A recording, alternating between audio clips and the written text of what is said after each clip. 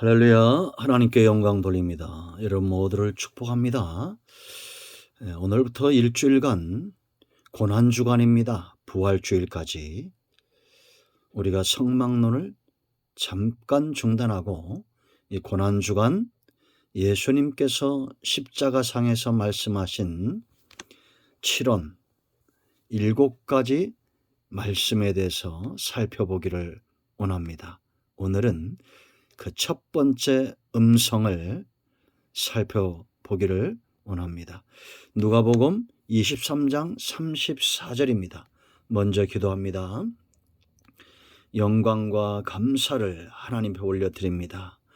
우리를 위하여 십자가에서 죽으신 주님의 큰 사랑과 그 고난을 묵상하며 한 주간을 기도하고 말씀을 사모하기를 원합니다. 하나님께서 우리 가운데 함께 하시고 이 구속의 복음, 생명의 복음에 눈이 떠지는 귀한 주간 되게 하옵소서. 우리가 이 땅에서 기꺼이 주님과 더불어 십자가에 참여하고 장차 나타날 부활과 그 영광을 소망 중에 바라보며 우리에게 맡겨주신 귀한 사명을 감당하기를 원합니다. 종을 낮추시고 오직 말씀의 도구만 되게 하옵소서. 오늘도 함께 하실 하나님을 찬양합니다. 예수님의 이름으로 사모하며 기도합니다. 아멘. 34절입니다. 이에 예수께서 이르시되 아버지 저들을 사하여 주옵소서. 자기들이 하는 것을 알지 못함이니이다 하시더라. 그들이 그의 옷을 나눠 제비 뽑을세. 예수님께서 십자가 상에서 남기신 7마디를 살펴보는 것이 저와 여러분에게는 큰 유익이 되고 축복이 됩니다. 왜 그러냐 하면 사람은 고난이 오거나 고통이 오면 그 본색이 드러납니다. 여러분, 우리가 극심한 고난 중에 있다고 생각해 보세요. 과거에 우리는 그런 경험들이 있을 겁니다. 예수님 믿기 전과 믿은 후가 달라졌습니까? 이제 어떤 고난이 와도 성도다움의 모습, 하나님이 나와 함께 한다는 이 놀라운 믿음의 고백과 신앙의 삶이 불못불과 같은 고난 속에서도 다니엘과 사자굴 속의 다니엘 보세요.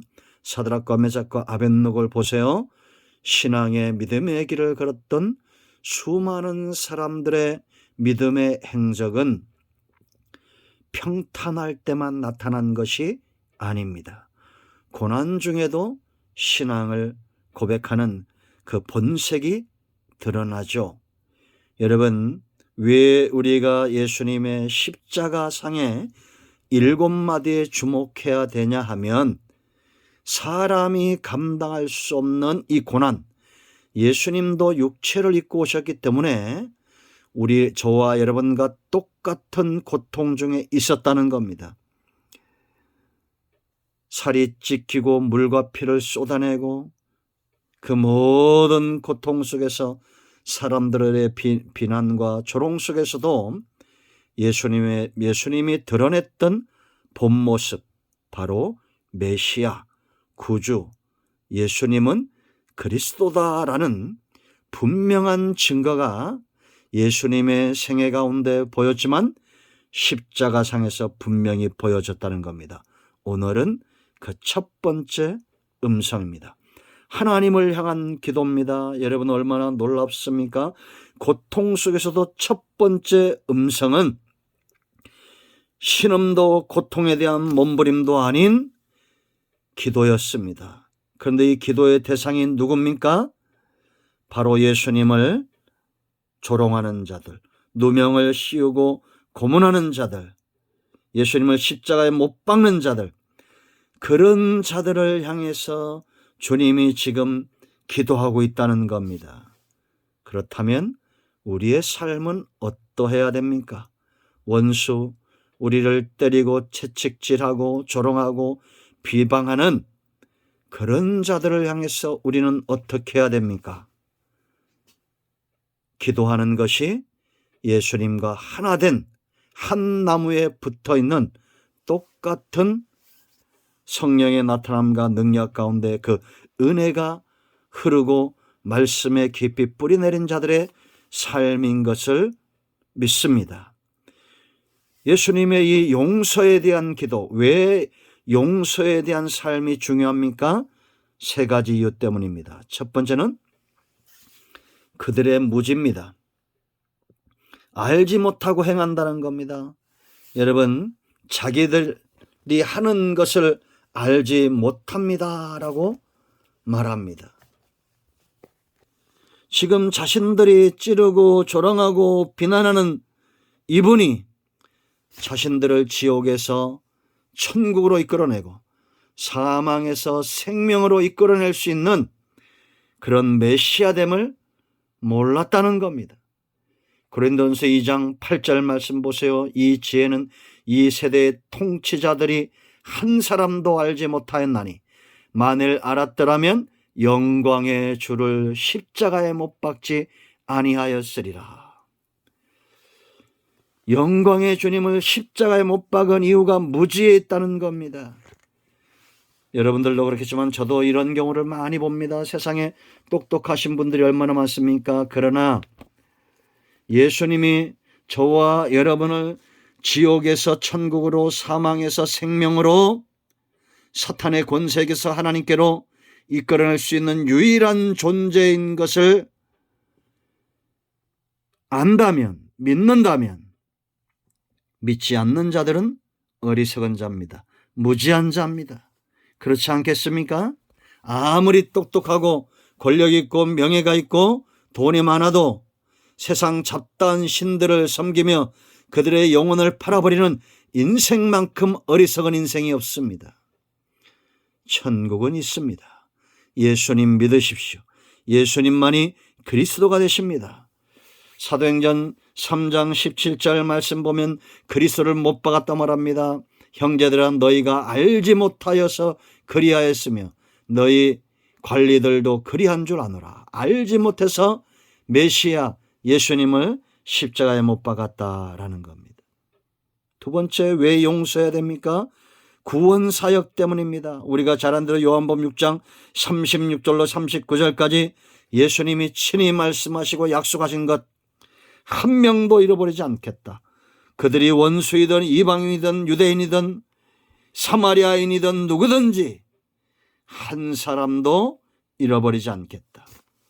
여러분, 우리가 영혼 구원의 사역을 감당함에 기도를 멀리할 수 없습니다. 기도를 제껴놓고 우리가 말씀 사역, 복음을 전하는 사역을 감당할 수 없습니다. 원수까지 용서할 수 있는 믿음, 넓은 마음은 오직 기도를 통하여 하나님이 그런 마음을 우리에게 주실 때 가능한 겁니다. 지금 예수님은 구원 사역을 위해서 철저하게 하나님께 부르짖어 기도하고 있는 겁니다. 마지막 세 번째 중요한 이유, 용서하는 삶은 하나님의 명령이었다라는 겁니다. 말씀을 이루고 명령에 순종하기 위해서. 이사야 53장 12절 말씀 하반절 보세요, 여러분.